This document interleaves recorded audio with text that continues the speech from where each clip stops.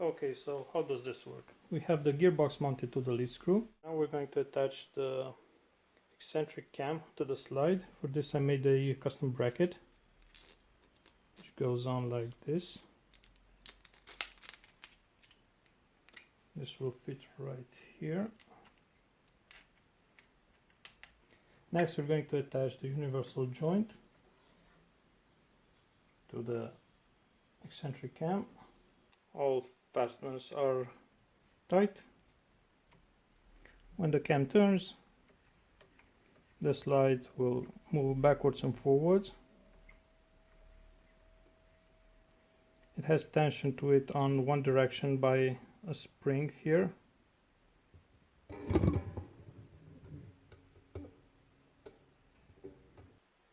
And as this is coupled with the spindle, I made a 3-to-1 gear reduction. So one complete revolution of the spindle is going to make three revolutions of the cam. And this should describe a triangular pattern.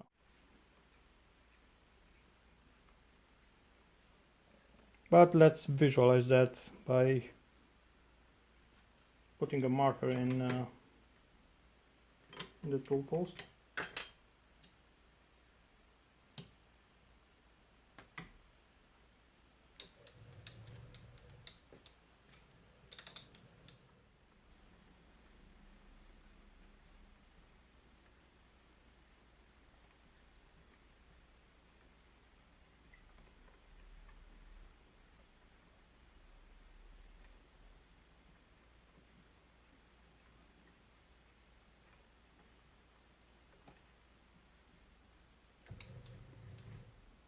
And this is the pattern we get with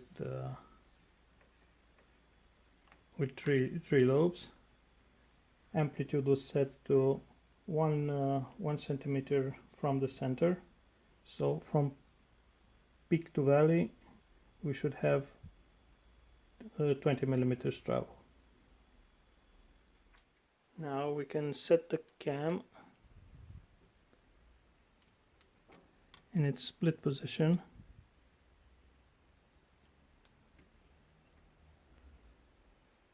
So the whole slide won't travel past the center. Yeah, something like that.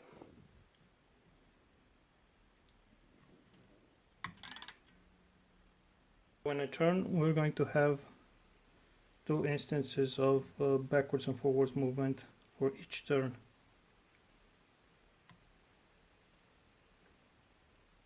Let's see how this translates to the pattern.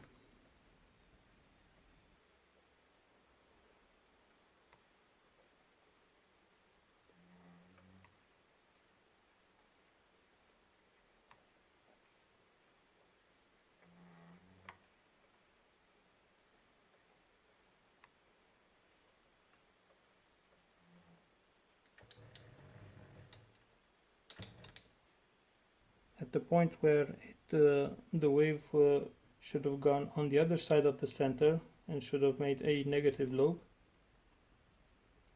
it now came up from the second side of the cam. It came up and did another positive lobe. The original pattern would have been from this point. If the cam were to move left of the center, it would have made a concave lobe here and continued on this one and another one here. So it would have made the same triangular pattern which we saw earlier. But now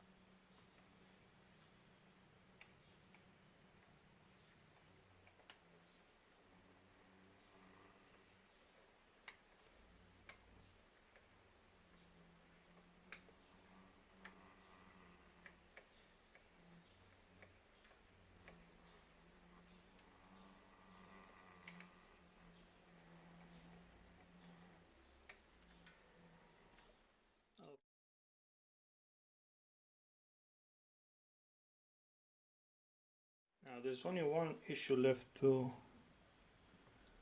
solve. which is regarding the amplitude at different diameters. So this is a pattern which results at a certain diameter. You can see the maximum diameter is about, I don't know, 45-50 millimeters.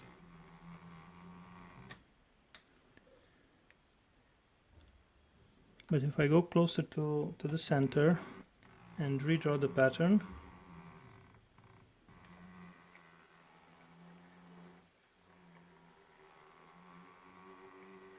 you can see it doesn't keep its aspect ratio because the amplitude is the same, but the diameter is smaller. And if we go larger, let's see, maximum, and let's go to the outside of the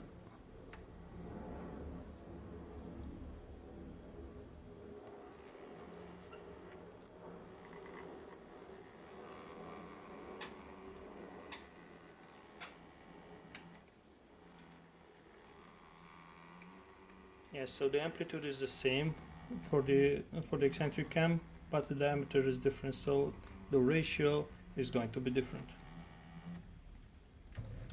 What we need now is an amplitude adjust, which will adjust the amplitude automatically when the crosslight moves backwards and forwards. So if I do a part which has different diameters, let's say a handle or something which is conical in shape, at the low end where the diameter is smallest, I want the pattern to be exactly the same as on the larger diameter. So for that I need to modify the amplitude dynamically. So in the low diameter I wanted to move just a little bit left to right. On the bigger diameter I wanted to move more. So the aspect ratio remains the same. And that's what I'm going to build today.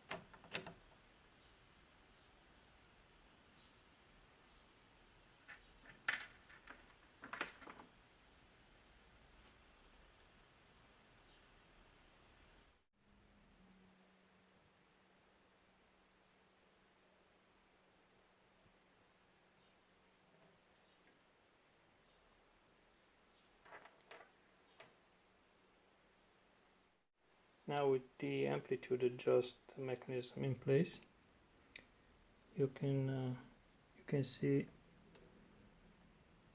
the thing go up and down as I move it backwards and forwards. So for a smaller diameter, the thing goes up according to the angle of this follower.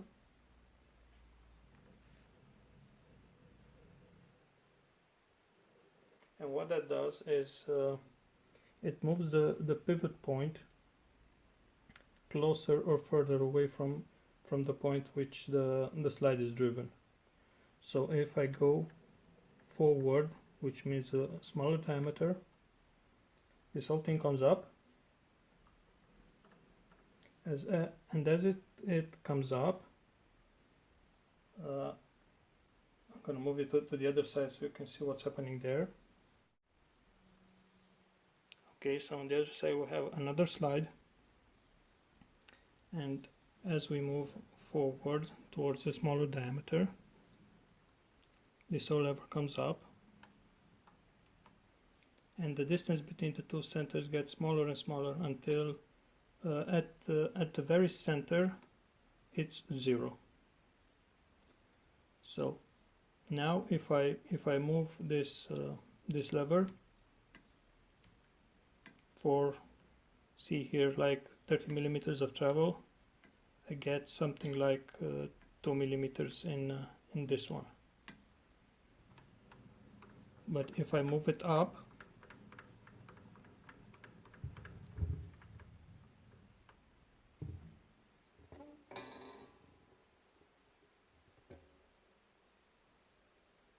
so if I move it up, now for those 30 millimeters, I get, if I'm halfway, I'm going to get 15 millimeters of travel.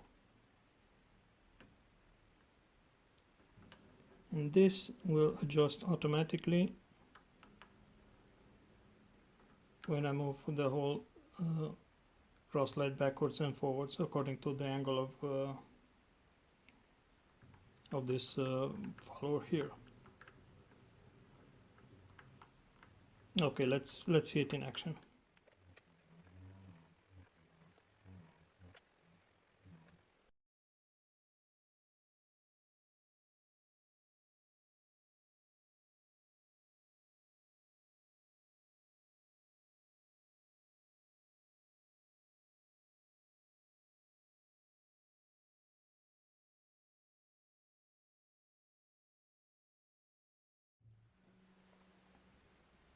Now if you compare the two patterns, you can clearly see, so the exterior is pretty much the same, but as we go to the interior towards the center, here the amplitude remains the same, the pattern changes, here it doesn't, so the pattern stay the same shape.